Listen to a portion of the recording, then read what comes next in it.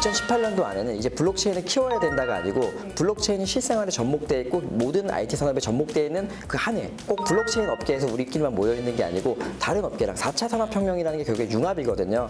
다른 산업들이랑 융합을 통해서 빨리 시너지를 내고 빨리 이 손에 잡히는 블록체인 기술들을 만들자는 게 저희 업계의 전체적인 의견이고 앞으로 방향이라고 보시면 될 것 같습니다.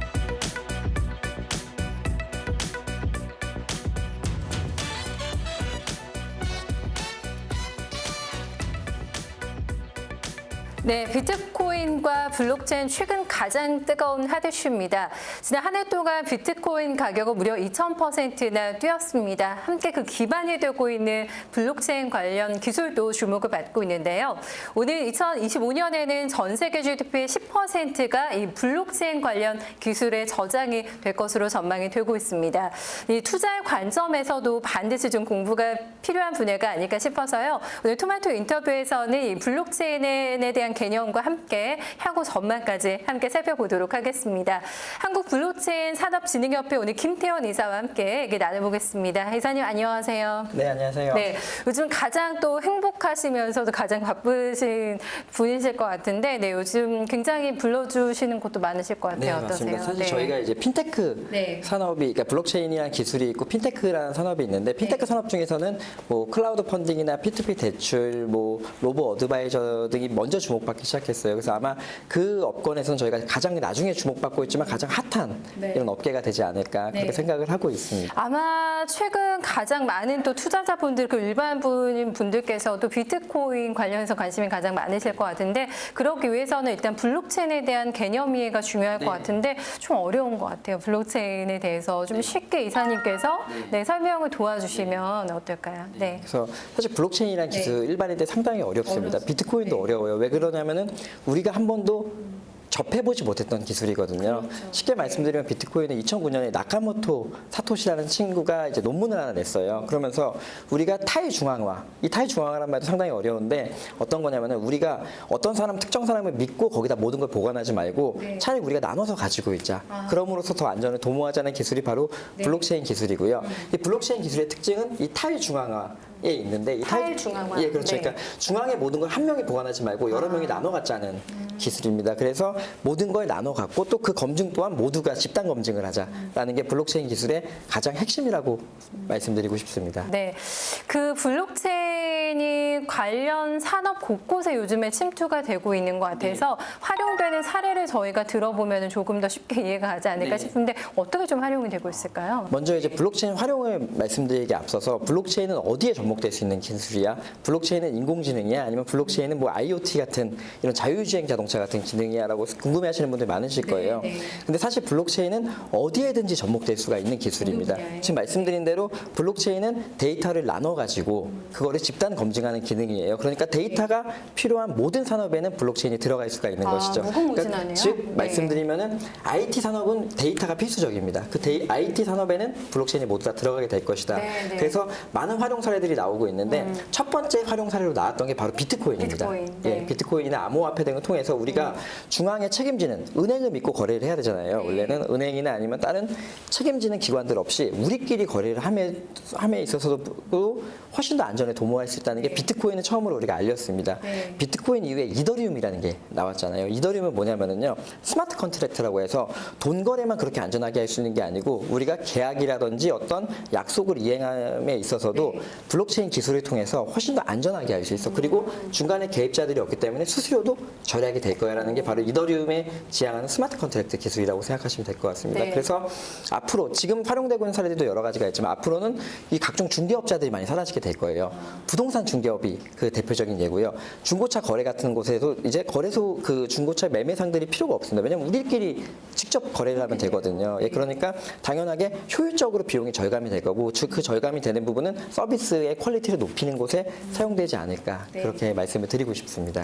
아마 많은 분들이 이 블록체인에 대한 개념을 접하신 게 비트코인 때문일 것 같아요. 그쵸, 비트코인이 최근에 뭐 거품이다 아니다 얘기가 굉장히 많은데 이사님께서 생각하시는 지금 이 비트코인 시장의 광풍에 대해서는 어떻게 보고 계실지? 이제 먼저 저는 이제 업계입니다. 업계이기 때문에 업계 이익을 대변해야 되겠지만 많은 분들이 요즘 제일 핫한 게 정부의 규제잖아요. 정부의 규제에 대해서 정부가 너무한 게 아니야. 너무한 거 아니냐라는 이런 말씀들을 하고 규제가 있어요. 너무 심하다? 예, 네. 근데 저는 거기에 대해서 그렇게 말씀드리고 싶어요. 네. 정부가 규제하는 데 이유가 있습니다. 피해자들이 너무 많이 발생을 했어요. 그러니까 비트코인이 등장을 하니까 이 사기꾼들이 우리는 비트코인보다 더 좋은 걸 만들 수 있으니까 돈을 줘 해서 자금 조달을 하기 시작했고 도망가 버리는 사례들도 발생을 했고요.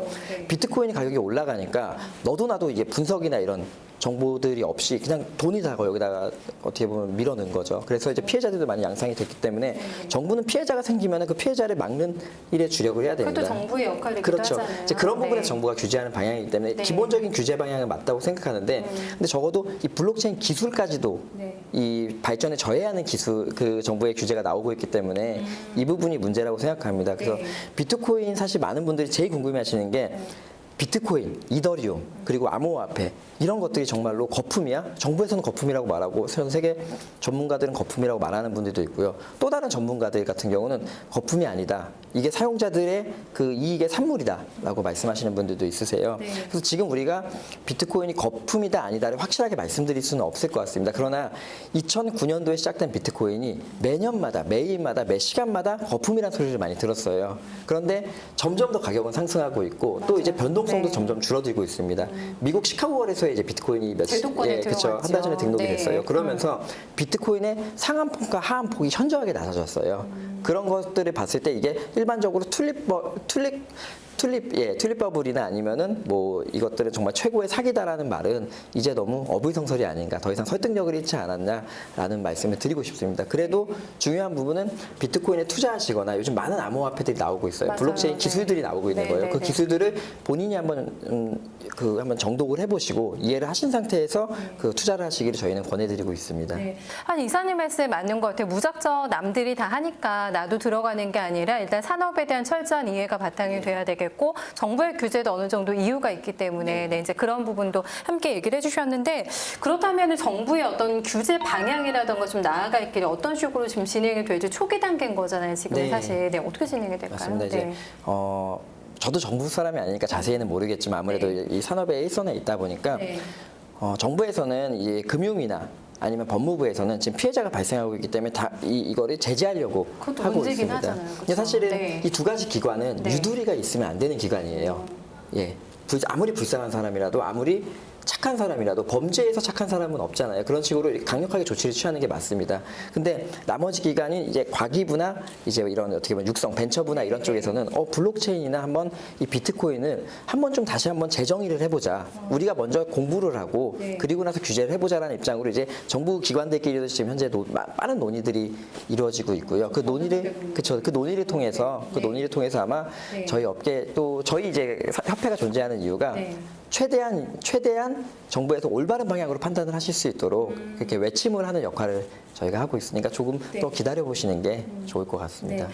중국은 정말 큰 시장이고 그리고 규제로부터 상당히 뭐 자유롭다라는 평가를 받고 있는 게 또 일본이 되지 않을까 네. 싶은데 이사님께서 직접 또 해외에 나가시면서 우리나라와 또 이런 아시아권 일본이나 중국과의 차이점도 조금 시각에서라던가 있을 것 같아요. 네, 좀 어떻게 맞습니다. 느끼셨을까요? 네. 3개국을 느껴보자면 일단은 네. 언론에서 일본이 되게 이 비트코인에 긍정적이라고들 많이 말씀하시잖아요. 그래서 네. 아닙니다. 상당히 아니에요? 보수적입니다. 일본 내에서는 오히려 자율적으로 너희들이 규제를 해봐. 규제를 하지 않으면 우리가 너희들을 없애버릴 수도 있다라는 오히려 더 보수적인 입장입니다. 더 무서운데요? 그렇죠. 그렇죠. 그렇지만 어떻게 보면. 정부에서 어떻게 네. 되면은 판단을 하지 않은 거죠. 판단을 하지 않고 우리가 공부해 나갈 테니까 한번 자율적으로 운영을 해봐라는 방침이 일본입니다. 상당히 일본 스타일에 맞게 조심스럽고요. 네. 중국 같은 경우는 한번 일단 풀어주는 IT 쪽은 전부 다 풀어주는 스타일입니다. 그러다가 이 중국이 인구가 많고 이 자금이 많이 돌다 보니까 이 시장이 엄청적으로 부정적으로 흘러가는 거예요. 그래서 일단 일시적으로 중단을 네. 시키고 이제 앞으로 레귤레이션을 하겠다, 이게 제도화를 시키겠다는 네. 방침으로 나아가고 있는 것 같습니다. 네. 우리나라뿐만 아니라 다 어떻게 보면 초기 단계인 거기 때문에 약간 우왕좌왕하는 측면도 있긴 하지만 일단 전 세계적인 광풍인 것만큼 확실한 것 같고 네. 거기서 또 선구자적인 역할을 나가서 많이 해주고 계신 것 같은데 네. 블록체인의 앞으로의 좀 향후 전망이 궁금해요. 이사님께서는 어떻게 보고 계실까요? 네. 그러니까 사실 이제 저희 전문가들이나 우리 업계에서는 2019년도에도 블록체인을 육성해야 된다는 말이 나오면은 네. 이 산업은 실패했다라는 그런 말들을 많이 하고 있어요. 그 얘기는 2018년도 안에는 이제 블록체인을 키워야 된다가 아니고 블록체인이 실생활에 접목돼 있고 모든 IT 산업에 접목돼 있는 그 한 해.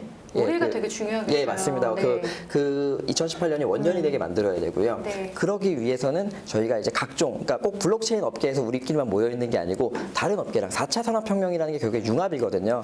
다른 산업들이랑 융합을 통해서 네. 빨리 시너지를 내고 빨리 이 손에 잡히는 블록체인 기술들이 만들자는 게 저희 업계의 전체적인 의견이고 앞으로 방향이라고 보시면 될 것 같습니다. 네, 저희 투자자분들께서도 최근에 가장 관심이 많으신 분야였을 텐데 이 시간을 통해서 많이 또 쉽게 아마 이해를 하셨을 것 같아요. 기자님 오늘 귀한 시간 내주셔서 감사드립니다. 감사합니다. 이 시간에 블록체인이란 무엇인지 그리고 왜 중요한 건지 앞으로 어떤 방향으로 흘러갈지 그 큰 틀을 잡아볼 수 있는 시간이 됐던 것 같습니다. 지금까지 오늘 김태원 이사와 함께했습니다.